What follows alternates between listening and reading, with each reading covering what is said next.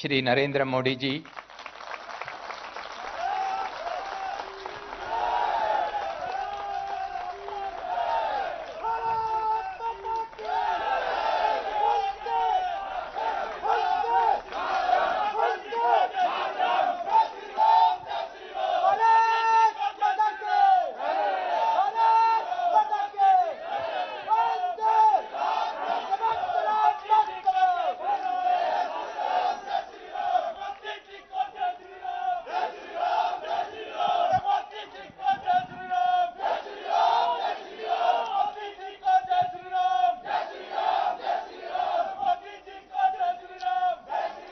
respected Ramesh Pokhriyal Nishank ji, colleagues, my dear students, and all the participants in this event, on behalf of JNU, I would like to extend a very warm welcome on this very important occasion, which is going to become a landmark day in the history of JNU. Behind this screen is the statue of Swami Vivekananda, a figure who evoked the fire of aspirations among the youth of our country, and he continues to inspire all of us. Swami Vivekananda emphasized on the importance of education and the need to reach out to the poor. I am confident that JNU in the coming years will emulate and follow the teachings of Swami Vivekananda and become an active participant in the transformation of our country into Atmanirbhar Bharat. We are all very happy and proud that our Honorable Prime Minister is amongst us to unveil the statue of Swami Vivekananda in a few moments. May I now invite the Minister of Education, Dr. Ramesh Pokhriyal Nishank ji, to share his thoughts. विश्व के सबसे लोकप्रिय नेता, भारत के यशस्वी प्रधानमंत्री परम श्रद्धेय Shri Narendra Modi ji, JNU विश्वविद्यालय के कुलपति प्रोफेसर जगदीश कुमार जी, प्रसिद्ध लोक गायिका पद्मश्री मालिनी अवस्थी जी, रेक्टर प्रोफेसर राणा प्रताप सिंह जी, सभी अतिथिगण, सभी संकाय, सभी छात्र छात्राएं और देश और दुनिया से जुड़े सभी पूर्व छात्र और जेएनयू से जुड़े सभी अध्यापकगण, आज का दिन इतिहास में एक स्वर्णिम अक्षरों में लिखे जाने वाला दिन है, जब भारतीयता के सबसे प्रमुख संवाहक को ब्रांड एम्बेसडर स्वामी विवेकानंद जी की प्रतिमा का जेएनयू परिसर में एक ऐसे व्यक्तित्व के द्वारा, एक नरेंद्र के द्वारा दूसरे नरेंद्र की प्रतिमा का आज अनावरण हो रहा हो। एक वो नरेंद्र था, एक वो नरेंद्र जिसने भारतीय जीवन मूल्यों को, देश और दर्शन का चिंतन की याद दिलाई पूरी दुनिया में। मुझे आशा है कि आज ये जो छात्र और छात्राएं जो स्वामी विवेकानंद के आदर्शों पर चलने का संकल्प ले रहे हैं, वो दुनिया में भारतीयता को अपने पुरुषार्थ और रचना धर्मिता के साथ एक नई पहचान देंगे, जहां पूरे विश्व में भारत को उसकी सांस्कृतिक पहचान, उसकी आध्यात्मिक पहचान, उसके ज्ञान और विज्ञान की पहचान देने की बात स्वामी विवेकानंद नरेंद्र ने की थी। वहीं आज पूरे विश्व के सर्वाधिक लोकप्रिय नेता, भारत के यशस्वी प्रधानमंत्री ने नए भारत और 21वीं स्वर्णिम सदी के स्वर्णिम भारत की जो पहल शुरू की है, आज ये दिन दोनों को जोड़ करके भी एक ऐतिहासिक स्मरण का दिन पूरे देश और दुनिया के सम्मुख होगा। स्वामी जी ने न केवल भारतीय दर्शन को पूरी दुनिया में पहचान दिलाई, बल्कि शिकागो में दिया गया जो उनका भाषण है, वो वैश्विक पटल पर हिंदुस्तान के शैक्षणिक और आध्यात्मिक धरोहर की अनुपम एक उपलब्धि और मिसाल बन गई है पूरी दुनिया के लिए। हमारे देश के प्रधानमंत्री जी ने हमको एक विजन दिया है और एक मिशन दिया है। अब सबको मालूम है, हमको विजन दिया है भारत को ज्ञान की महाशक्ति के रूप में उदय करना, और मिशन दिया है एक राष्ट्र को एक अच्छे नागरिक के साथ विश्व मानव को देना। यह हमारे देश के प्रधानमंत्री नरेंद्र मोदी जी का ये हमको दिया गया मिशन है और विजन है। हम नई शिक्षा नीति को ला करके उनके इस विजन को मिशन में तब्दील करके और भारतीय ज्ञान विज्ञान अनुसंधान और संस्कृति का पोषण करते हुए पूरे वैश्विक निर्माण की दिशा में हम तेजी से इस नई शिक्षा नीति को लेकर के आगे बढ़ रहे हैं। मैं समझता हूं कि स्वामी जी जो प्रतीक है भारतीयता का, आदर्श भारतीय जीवन शैली का, स्वामी जी भारतीय ज्ञान परंपरा की ऐसी त्रिवेणी है जहां ज्ञान विज्ञान आध्यात्म की तीनों धाराएं आपस में मिलकर एक नया आकार लेती हैं। निश्चय ही यह प्रतिमा हम सबको इस ज्ञान परंपरा को सदैव जोड़कर रखेगी और जेएनयू के इतिहास में एक नए आगाज का निर्माण करेगी। स्वामी जी हमेशा कहते थे कि अगर मुझे 100 ऊर्जावान युवा मिल जाए तो मैं देश की तस्वीर बदल दूंगा। मुझे विश्वास है कि ये युवा इस दिशा में सकारात्मक सोच के साथ इस मूर्ति से हमेशा प्रेरणा लेते रहेंगे। अगर मैं जेएनयू की बात करूं तो जेएनयू युवा शक्ति का एक केंद्र रहा है। विश्वविद्यालय अनुसंधान की संस्कृति को बढ़ावा देते हुए एनआईआरएफ में ये रैंकिंग में इसने पिछले 5 वर्षों में माननीय प्रधानमंत्री जी बहुत प्रगति की है और इस वर्ष ये एनआईआरएफ में दूसरे नंबर पर ला करके इसने अपने गौरव को बढ़ाया है। इसके लिए मैं इसके कुलपति को और इनके संपूर्ण स्टाफ को और छात्रों को बधाई देना चाहता हूं। यह हमेशा एक महत्वपूर्ण सेंटर के रूप में रहा है। जेएनयू ने राष्ट्रीय सुरक्षा, अभियांत्रिकी, आपदा प्रबंधन, उत्तर पूर्व शिक्षण जैसे नए सेंटर अभी स्थापित किए हैं और इसको तमाम नए नए केंद्र स्थापित करते आत्मनिर्भर भारत जो प्रधानमंत्री जी आपका आह्वान है उस दिशा में जेएनयू बहुत महत्वपूर्ण कदम बढ़ा रहा है और तेजी से उस दिशा में काम कर रहा है।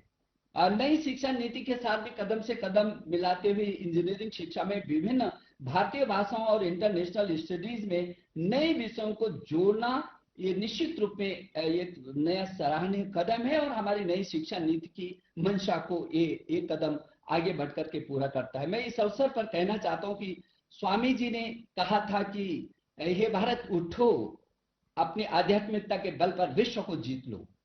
इतना ही नहीं, उन्होंने ये भी कहा था कि चारों ओर शुभ लक्षण दिखाई दे रहा है और भारतीय आध्यात्मिकता और दार्शनिक विचारों को फिर से सारे संसार पर विजय होने वाली है।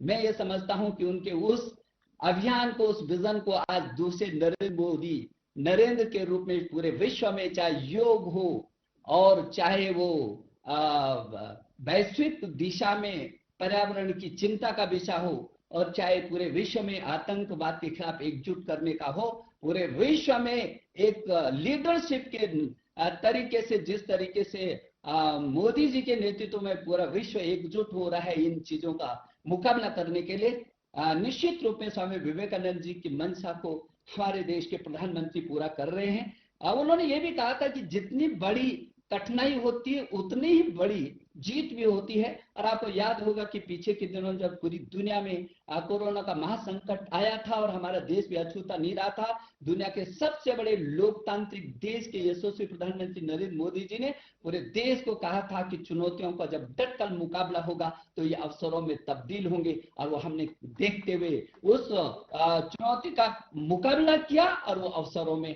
तब्दील होते हुए सभी को दिखाई दी है। मैं पूर्व छात्रों को बहुत बधाई देना चाहता हूं जिनके प्रयास से आज स्वामी विवेकानंद जी की मूर्ति यहाँ पर स्थापित हुई है।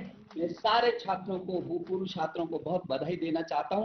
मैं समझता हूं विवेकानंद जैसे महामानव की प्रतिमा से व्यक्ति निर्माण का चरित्र निर्माण और चरित्र निर्माण से राष्ट्र निर्माण, और उन आदर्शों को लेकर के नेशन फर्स्ट की सोच के साथ हम आगे बढ़ेंगे और निश्चित रूप में उस युग दृष्टा विवेकानंद जी की उन आकांक्षाओं को जब उन्होंने कहा कि दुनिया में भारत का जो उदय होगा वो सारा विश्व उसके सामने नतमस्तक होगा।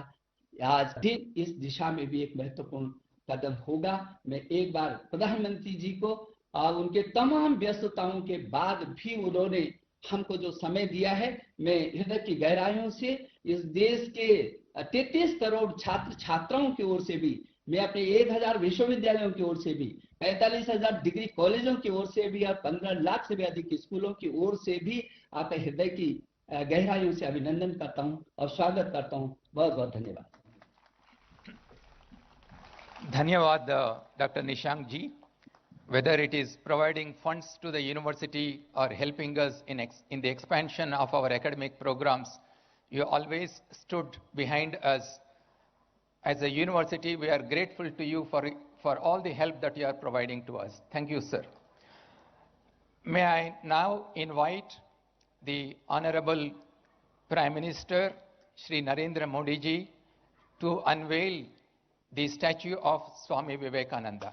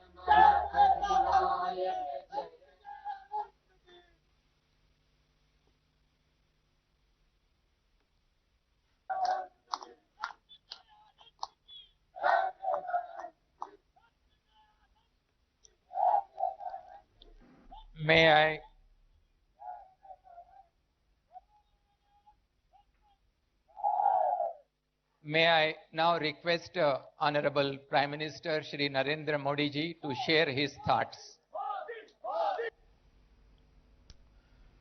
मैं प्रारंभ में सभी नौजवानों से एक नारा बोलने के लिए आग्रह करूंगा। आप जरूर मेरे साथ बोलिए। मैं कहूंगा स्वामी विवेकानंद, आप कहिए अमर रहे, अमर रहे। स्वामी विवेकानंद, स्वामी विवेकानंद।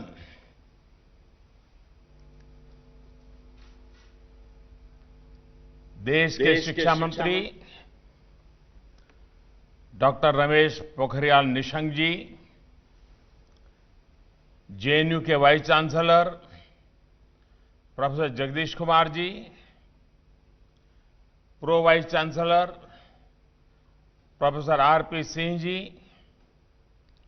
आज के इस अवसर को साकार करने वाले जेएनयू के पूर्व छात्र डॉक्टर मनोज कुमार जी, मूर्तिकार श्री नरेश कुमावत जी, अलग अलग स्थानों से जुड़े फैकल्टी मेंबर्स और विशाल संख्या में इस कार्यक्रम के साथ जुड़े हुए मेरे सभी युवा साथियों, मैं जेएनयू प्रशासन, सभी शिक्षकों और स्टूडेंट्स को इस महत्वपूर्ण अवसर पर बहुत बधाई देता हूं। साथियों, स्वामी विवेकानंद जी कहते थे, मूर्ति में आस्था का रहस्य ये है, मूर्ति में आस्था का रहस्य ये है कि आप उस एक चीज से विजन ऑफ डिविनिटी डेवलप करते हैं। मेरी कामना है कि जेएनयू में लगी स्वामी जी की ये प्रतिमा सभी को प्रेरित करे, ऊर्जा से भरे। రియల్ ఎస్టేట్ రంగంలో నమ్మకానికి మారుపేరుగాంచిన సంస్థ ఎస్ఎస్ స్వర్ణ వెంచర్స్ సొంతింటి కలను సాకారం చేసేందుకు అన్ని రకాల హంగులతో అతి తక్కువ ధరలో ఫ్లాట్లు అందజేస్తున్న సంస్థ ఎస్ఎస్ స్వర్ణ వెంచర్స్. కీసర నుండి భోగారం వెళ్ళు రహదారిలో ప్రశాంత వాతావరణంలో 6 ఎకరాల విస్తీర్ణంలో ఫ్లాట్లను అందుబాటులోకి తెచ్చింది ఎస్ఎస్ స్వర్ణ వెంచర్స్. అన్ని సౌకర్యాలు అతి చేరువలో అతి తక్కువ ధరలో అందరికీ అందుబాటులో గల ఈ అవకాశాన్ని వినియోగించుకునేందుకు వెంటనే సంప్రదించండి. మంచి ఫ్లాట్లను ఎంచుకోండి.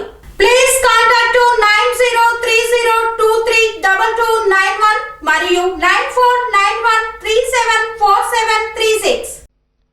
ये प्रतिमा वो साहस दे, करेज दे, जिसे स्वामी विवेकानंद जी प्रत्येक व्यक्ति में देखना चाहते थे. ये प्रतिमा वो करुणा भाव सिखाएं, कंपैशन सिखाएं, जो स्वामी जी के दर्शन का मुख्य आधार है. ये प्रतिमा हमें राष्ट्र के प्रति अगाध समर्पण सिखाएं, प्रेम सिखाएं, intense love for our country, जो स्वामी जी के जीवन का सर्वोच्च संदेश है. ये प्रतिमा देश को विजन ऑफ वननेस के लिए प्रेरित करे, जो स्वामी जी के चिंतन की प्रेरणा रहा है. ये प्रतिमा देश को यूथ लेड डेवलपमेंट के विजन के साथ आगे बढ़ने के लिए प्रेरित करे, जो स्वामी जी की अपेक्षा रही है. ये प्रतिमा हमें स्वामी जी के सशक्त समृद्ध भारत के सपने को साकार करने की प्रेरणा देती रहे. साथियों, ये सिर्फ एक प्रतिमा नहीं है, बल्कि ये उस विचार की ऊंचाई का प्रतीक है जिसके बल पर एक सन्यासी ने पूरी दुनिया को भारत का परिचय दिया. उनके पास वेदांत का अगाध ज्ञान था. उनके पास एक विजन था. वो जानते थे कि भारत दुनिया को क्या दे सकता है. वो भारत के विश्व बंधुत्व के संदेश को लेकर दुनिया में गए. भारत के सांस्कृतिक वैभव को, विचारों को, परंपराओं को उन्होंने दुनिया के सामने रखा, गौरवपूर्ण तरीके से रखा. आप सोच सकते हैं, जब चारों तरफ निराशा थी, हताशा थी, गुलामी के बोझ में दबे हुए थे हम लोग, तब स्वामी जी ने अमेरिका की मिशिगन यूनिवर्सिटी में कहा था, और ये पिछली शताब्दी के प्रारंभ में कहा था. उन्होंने क्या कहा था? मिशिगन यूनिवर्सिटी में भारत का एक सन्यासी घोषणा भी करता है, दर्शन भी दिखाता है. वो कहते हैं, यह शताब्दी आपकी है. यानी पिछली शताब्दी के प्रारंभ में उनके शब्द हैं, ये शताब्दी आपकी है, लेकिन 21वीं शताब्दी निश्चित ही भारत की होगी. पिछली शताब्दी में उनके शब्द सही निकले हैं. इस शताब्दी में उनके शब्दों को सही करना ये हम सबका दायित्व है. भारतीयों के उसी आत्मविश्वास, उसी जज्बे को ये प्रतिमा समेटे हुए है. ये प्रतिमा उस ज्योति पुंज का दर्शन है जिसने गुलामी के लंबे कालखंड में खुद को, अपने सामर्थ्य को, अपनी पहचान को भूल रहे भारत को जगाया था, जगाने का काम किया था। भारत में नई चेतना का संचार किया था।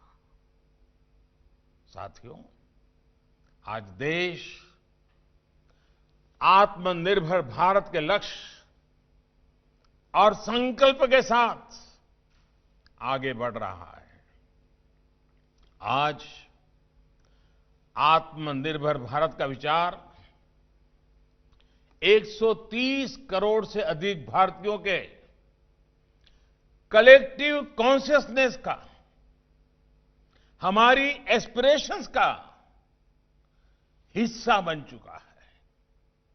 जब हम आत्मनिर्भर भारत की बात करते हैं तो लक्ष्य सिर्फ फिजिकल या मटेरियल सेल्फ रिलायंस तक ही सीमित नहीं है।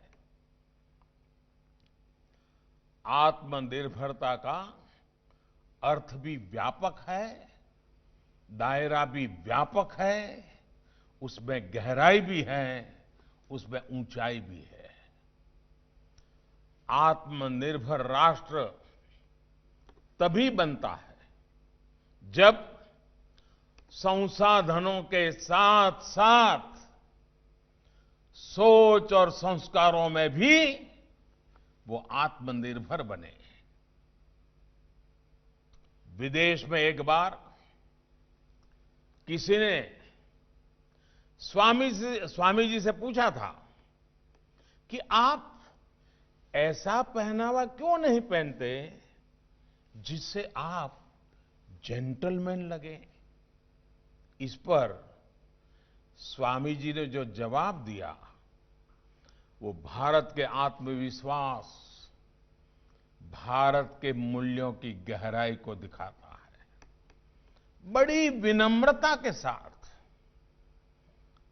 उन सज्जन को स्वामी जी ने जवाब दिया कि आपके कल्चर में एक टेलर जेंटलमैन बनाता है, लेकिन हमारे कल्चर में कैरेक्टर तय करता है कि कौन जेंटलमैन है।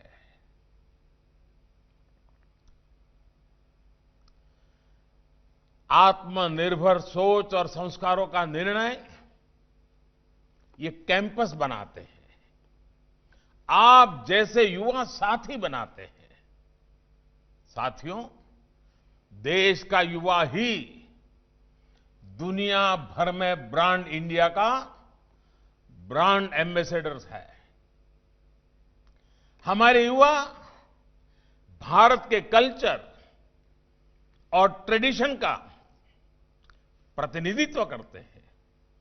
इसलिए आपसे अपेक्षा सिर्फ भारत की पुरातन पहचान पर गर्व करने भर की ही नहीं है, बल्कि 21वीं सदी में भारत की नई पहचान गढ़ने की भी है।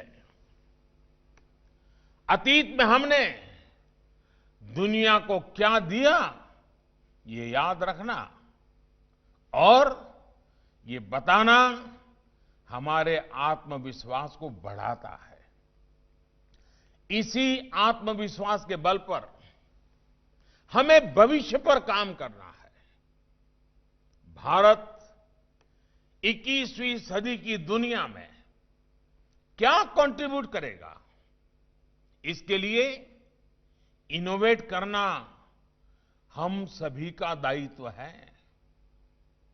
साथियों, हमारे युवा साथी जो देश की पॉलिसी और प्लानिंग की अहम कड़ी है, उनके मन में ये सवाल जरूर उठता होगा कि भारत की आत्मनिर्भरता का मतलब क्या खुद में ही रमने का है क्या, अपने में ही मगन रहने का है क्या? तो इसका जवाब भी हमें स्वामी विवेकानंद जी के विचारों में मिलेगा।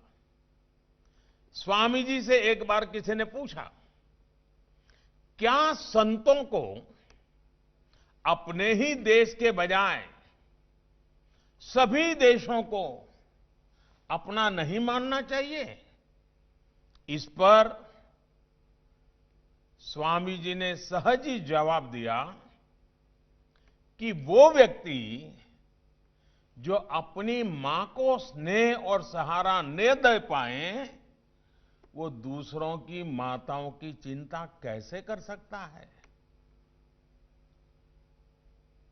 इसलिए हमारी आत्मनिर्भरता पूरी मानवता के भले के लिए है और हम ये करके दिखा रहे हैं। जब जब भारत का सामर्थ्य बढ़ा है, तब तब उससे दुनिया को लाभ हुआ है। भारत की आत्मनिर्भरता में आत्मवत् सर्वभूतेषु की भावना जुड़ी हुई है। पूरे संसार के कल्याण की सोच जुड़ी हुई है। साथियों, आज हर सेक्टर में किए जा रहे अभूतपूर्व सुधार आत्मनिर्भरता की भावना से किए जा रहे हैं। देश की जनता ने वोट के माध्यम से इन रिफॉर्म्स को समर्थन भी दिया है। आप सभी तो जेएनयू में भारत की सामाजिक और राजनीतिक व्यवस्था का गंभीरता से विश्लेषण करते रहते हैं। आपसे बेहतर ये कौन जानता है कि भारत में रिफॉर्म्स को लेकर क्या-क्या बातें होती थी? क्या ये सच नहीं है? क्या भारत में गुड रिफॉर्म्स को बैड पॉलिटिक्स नहीं माना जाता था? तो फिर गुड रिफॉर्म्स गुड पॉलिटिक्स कैसे हो गए? इसको लेकर आप जेएनयू के साथी जरूर रिसर्च करें, लेकिन अनुभव के आधार पर मैं एक पहलू आपके सामने जरूर रखूंगा।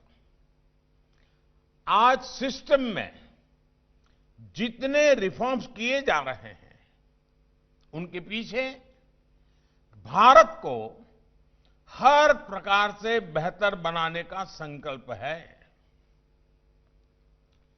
आज हो रहे रिफॉर्म्स के साथ नियत और निष्ठा पवित्र हैं। आज जो रिफॉर्म्स किए जा रहे हैं, उससे पहले एक सुरक्षा कवच तैयार किया जा रहा है।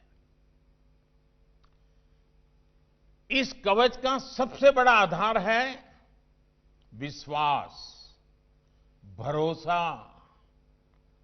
अब जैसे प्रो फार्मर रिफॉर्म्स, उसी की बात कर लें। किसान दशकों तक सिर्फ राजनीतिक चर्चा का ही विषय रहा। जमीन पर उसके हित में कदम सीमित ही थे। बीते 5-6 सालों में हमने किसानों के लिए एक सुरक्षा तंत्र विकसित किया। सिंचाई का बेहतर इंफ्रास्ट्रक्चर हो, मंडियों के आधुनिकीकरण पर निवेश हो, यूरिया की उपलब्धता हो, सॉइल हेल्थ कार्ड हो, बेहतर बीज हो, फसल बीमा हो, लागत का 1.5 गुना एमएसपी हो, ऑनलाइन मार्केट की व्यवस्था ई-नाम हो और पीएम सम्मान निधि से सीधी मदद हो। बीते सालों में एमएसपी को भी अनेक बार बढ़ाया गया और किसानों से रिकॉर्ड खरीद भी की गई है। किसानों के इर्द गिर्द जब ये सुरक्षा कवच बन गया, जब उनमें विश्वास जागा, तब जाकर के एग्रो रिफॉर्म्स को हमने आगे बढ़ाया। కన్స్ట్రక్షన్ రంగాలలో దశాబ్దపు అనుభవంతో కస్టమర్ల మరియు శ్రేయోభిలాషుల మన్ననలను నమ్మకాన్ని గెలుపొందిన సంస్థ విఆర్ఆర్ కన్స్ట్రక్షన్స్. నాణ్యతకు నమ్మకానికి మారుపేరు VRR constructions. Independent houses, apartments, villas అన్ని రకాల హంగులతో అలరించే అద్భుతమైన వెంచర్స్ తో పాటు అందరికీ అందుబాటు ధరలో సొంత ఇంటి కలను సాకారం చేసే నమ్మకమైన సంస్థ VRR constructions. Please visit VRR Constructions, Varatex Plaza near Radhika Theatre, ECL X Road, Hyderabad. Call to 9100885551 9100885559.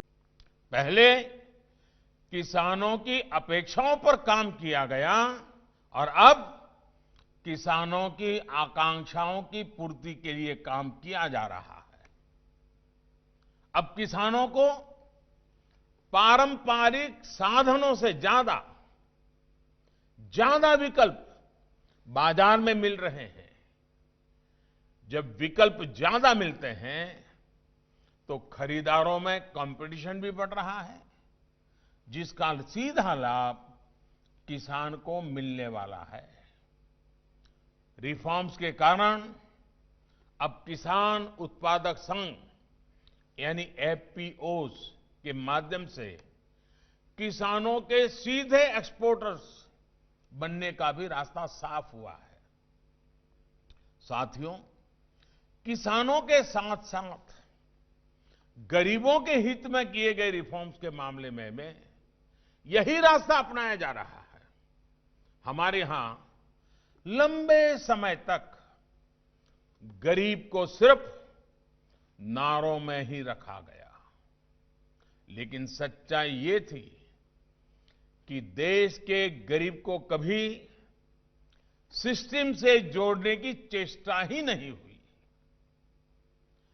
जो सबसे ज्यादा निग्लेक्टेड था वो गरीब था, जो सबसे ज्यादा अनकनेक्टेड था वो गरीब था, जो सबसे ज्यादा फाइनेंशियली एक्सक्लूडेड था वो गरीब था। अब गरीबों को अपना पक्का घर, टॉयलेट, बिजली, गैस, साफ पीने का पानी, डिजिटल बैंकिंग, सस्ती मोबाइल कनेक्टिविटी और तेज इंटरनेट कनेक्शन की सुविधा जैसे अन्य नागरिकों को मिल रही है, गरीबों तक भी पहुंच रही है। ये गरीब के इर्द गिर्द बुना गया वो सुरक्षा कवच है जो उसकी आकांक्षाओं की उड़ान के लिए जरूरी है। साथियों, एक और रिफॉर्म जो सीधे आपको जेएनयू जैसे देश के कैंपसेस को प्रभावित करता है वो है नई नेशनल एजुकेशन पॉलिसी। इस नई नेशनल एजुकेशन पॉलिसी की कोर वैल्यूज ही कॉन्फिडेंस, कन्विक्शन और कैरेक्टर से भरे युवा भारत का निर्माण करना है। यही स्वामी जी का भी विजन था। वो चाहते थे कि भारत में शिक्षा ऐसी हो जो आत्मविश्वास दे, उसको हर प्रकार से आत्मनिर्भर बनाए। जीवन के 2-2.5 दशक के बाद युवा साथियों को जो हौसला मिलता है वो स्कूली जीवन की शुरुआत में ही क्यों ना मिले।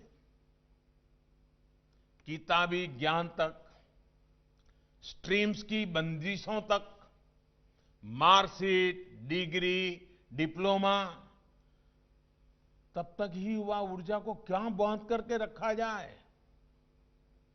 नई नेशनल एजुकेशन पॉलिसी को उसका फोकस इसी बात पर सबसे अधिक है। इंक्लूजन नई एनईपी के मूल में है। भाषा सिर्फ और सिर्फ एक माध्यम है, ज्ञान का पैमाना नहीं। ये इस एनईपी की भावना है। गरीब से गरीब को, देश की बेटियों को उनकी जरूरत, उनकी सुविधा के अनुसार बेहतर शिक्षा प्राप्त करने का अधिकार मिले, ये इसमें सुनिश्चित किया गया है। साथियों, रिफॉर्म्स का निर्णय करना ही अपने आप में काफी नहीं होता। उनको जिस प्रकार से हम अपने जीवन में उतारते हैं, ये सबसे अहम होता है।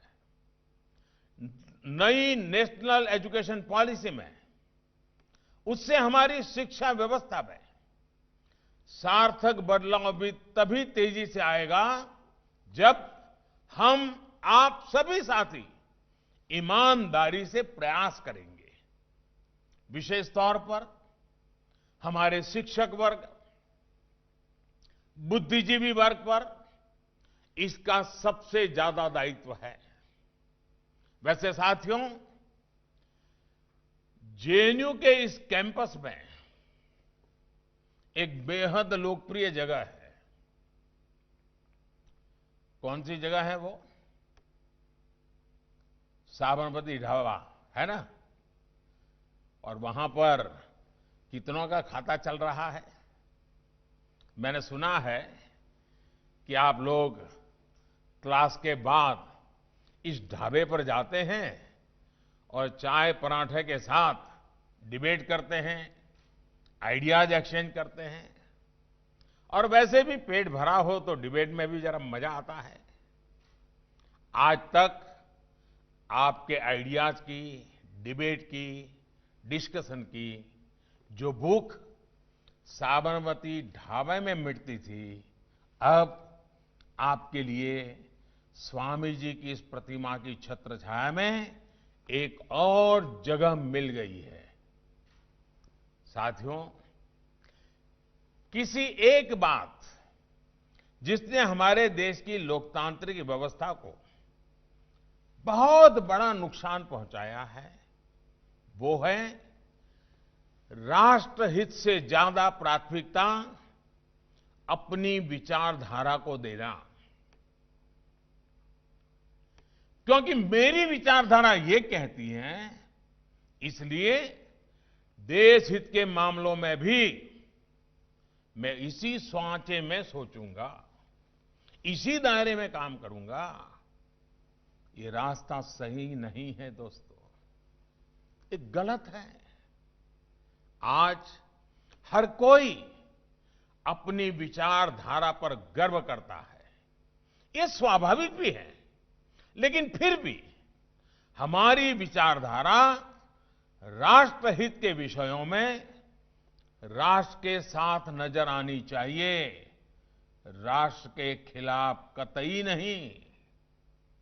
आप देश के इतिहास में देखिए, जब जब देश के सामने कोई कठिन समस्या आई है, हर विचारधारा के लोग राष्ट्रहित में एक साथ आए हैं। आजादी की लड़ाई में महात्मा गांधी के नेतृत्व में हर विचारधारा के लोग एक साथ आए थे। उन्होंने देश के लिए एक साथ संघर्ष किया था। ऐसा नहीं था कि बापू के नेतृत्व में किसी व्यक्ति को अपनी विचारधारा छोड़नी पड़ी हो। उस समय परिस्थिति ऐसी थी तो हर किसी ने देश के लिए एक कॉमन कॉज को प्राथमिकता दी। अब इमरजेंसी को याद करिए, इमरजेंसी के दौरान भी देश ने यही एकजुटता देखी थी। और मुझे तो उस आंदोलन का हिस्सा बनने का सौभाग्य मिला था। मैंने सारी चीजों को खुद देखा था, अनुभव किया था, मैं प्रत्यक्ष गवाह हूं। इमरजेंसी के खिलाफ उस आंदोलन में कांग्रेस के पूर्व नेता और कार्यकर्ता भी थे, आरएसएस के स्वयंसेवक और जनसंघ के लोग भी थे, समाजवादी लोग भी थे, कम्युनिस्ट भी थे, जेएनयू से जुड़े कितने ही लोग थे जिन्होंने एक साथ आकर इमरजेंसी के खिलाफ संघर्ष किया था। इस एकजुटता में, इस लड़ाई में भी किसी को अपनी विचारधारा से समझौता नहीं करना पड़ा था। बस उद्देश्य एक ही था, राष्ट्रहित। और ये उद्देश्य ही सबसे बड़ा था। इसलिए साथियों, जब राष्ट्र की एकता, अखंडता और राष्ट्रहित का प्रश्न हो, तो अपनी विचारधारा के बोझ तले दबकर फैसला लेने से देश का नुकसान ही होता है। हां, मैं मानता हूं कि स्वार्थ के लिए, अवसरवाद के लिए अपनी विचारधारा से समझौता करना भी उतना ही गलत है। इस इंफॉर्मेशन एज में अब इस तरह का अवसरवाद सफल नहीं होता और हम बिल्कुल रोजमर्रा की जिंदगी में आजकल इन चीजों को बड़ी बारीकी से देख भी पा रहे हैं। हमें अवसरवाद से दूर, लेकिन एक स्वस्थ संवाद को लोकतंत्र में जिंदा रखना है। साथियों, आपके यहां तो आपके हॉस्टल्स के नाम भी गंगा, साबरमती, गोदावरी, ताप्ती, कावेरी, नर्मदा, झेलम, सतलुज जैसी नदियों के नाम पर है। इन नदियों की तरह ही आप सभी देश के अलग अलग हिस्सों से आते हैं, अलग अलग विचार लेकर आते हैं और यहां मिलते हैं। आइडियाज की इस शेयरिंग को, नए नए विचारों के इस प्रवाह को अविरल बनाए रखना है, कभी सूखने नहीं देना है। हमारा देश वो महान भूमि है जहां अलग अलग बौद्धिक विचारों के बीच अंकुरित होते रहे हैं, विकसित होते रहे हैं और फलते भी हैं, फूलते भी हैं। इस परंपरा को मजबूत करना आप जैसे युवाओं के लिए तो खास तौर पर बहुत आवश्यक है। इसी परंपरा के कारण भारत दुनिया का सबसे वाइब्रेंट लोकतंत्र है। मैं चाहता हूं कि हमारा देश का युवा कभी भी किसी भी स्टेटस को ऐसे ही एक्सेप्ट न करें। कोई ये कह रहा है इसलिए सही मान लो, ये नहीं होना चाहिए। आप तर्क करिए, बात करिए, विवाद करिए, स्वस्थ चर्चा करिए, मनन मंथन करिए, संवाद, और फिर किसी परिणाम पर पहुंचिए। स्वामी विवेकानंद जी ने भी कभी स्टेटस को स्वीकार नहीं किया था। और हां, एक चीज जिस पर मैं खास तौर पर बात करना चाहता हूं और वो है ह्यूमर, आपस में हंसी मजाक। ये बहुत बड़ा लुब्रिकेटिंग फोर्स है। अपने भीतर स्पिरिट ऑफ ह्यूमर को जरूर जिंदा रखिए। कभी कभी तो मैं कई नौजवानों को देखता हूं जैसे इतने बोझ नीचे दबे हुए होते हैं, जैसे सारा पूरी दुनिया का बोझ उनके सर पे है। कई बार हम अपनी कैंपस लाइफ में, पढ़ाई में, कैंपस पॉलिटिक्स में ह्यूमर को ही भूल जाते हैं। इसलिए हमें इसे बचाकर रखना है। अपने सेंस ऑफ ह्यूमर को खोने नहीं देना है। युवा साथियों, छात्र जीवन खुद को पहचानने के लिए एक बहुत उत्तम अवसर होता है। खुद को पहचानना ये जीवन की बहुत अहम आवश्यकता भी होती है। मैं चाहूंगा इसका भरपूर उपयोग कीजिए। जेएनयू कैंपस में लगी स्वामी जी की प्रतिमा राष्ट्र निर्माण, राष्ट्र प्रेम और राष्ट्र जागरण के प्रति यहां आने वाले हर युवा को प्रेरित करती रहे। इसी कामना के साथ आप सभी को बहुत बहुत शुभकामनाएं। आप सब सफल होइए स्वस्थ रहिए, आने वाले दिनों के पर्वों को धूमधाम से मनाइए। अपने परिजन जो यहां रहते हैं उनको भी ये संतोष हो कि आप भी दिवाली के माहौल में उसी खुशी मिजाज से काम कर रहे हैं। यही अपेक्षा के साथ मेरी तरफ से आप सबको अनेक अनेक शुभकामनाएं। बहुत बहुत धन्यवाद।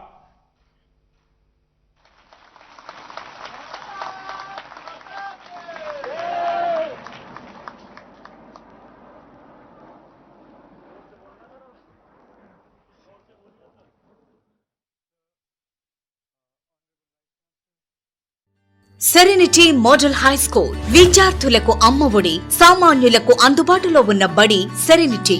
మేడ్చల్ జిల్లాలో మేటిగా నిలిచి సాటిలేని ఫలితాలను సాధిస్తున్న #1 స్కూల్ సెరెనిటీ. మా ప్రత్యేకతలు ప్రతి విద్యార్థి పట్ల వ్యక్తిగత శ్రద్ధ, activity based learning and digital class rooms, computer lab, 100% ఫలితాలు, sports and cultural activities, yoga, abacus మరియు vedic maths education. Please visit Serenity Model High School, Nagaram. Admissions are in progress. Call 040-271-46899 and 040-271-48699.